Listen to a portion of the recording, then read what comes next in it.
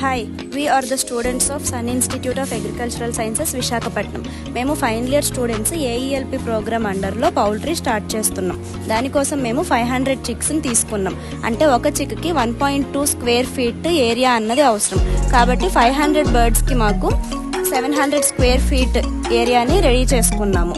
చీమలు రాకుండా first layer కింద సున్నం చల్లుకున్నాము. తర్వాత చాలా డెన్స్గా హస్క్ని అయితే స్ప్రెడ్ చేసుకున్నాం. తర్వాత మేము హ్యాచరీకి వెళ్ళి 500 చిక్స్ని గ్రేడింగ్ చేసి హెల్తీ బర్డ్స్ని సెలెక్ట్ చేసుకున్నాము. ఆ హ్యాచరీ వాళ్ళే కఫ్ ఇంకా కోల్డ్ రెసిస్టెంట్ ఉన్న యాంటీబయాటిక్స్ని చిక్స్కి ప్రొవైడ్ చేసి మాకు ఇచ్చారు. ఒక బాక్స్కి మాకు 63 చిక్స్ అయితే వచ్చాయి. అలా మాకు 500 చిక్స్ కూడా 8 బాక్సెస్లో వచ్చాయి. ఈ బాక్సెస్ని తీసుకెళ్ళి మా పౌల్ట్రీ యూనిట్లో చిక్స్ అన్నిటిని ఇంట్రడ్యూస్ చేసాము.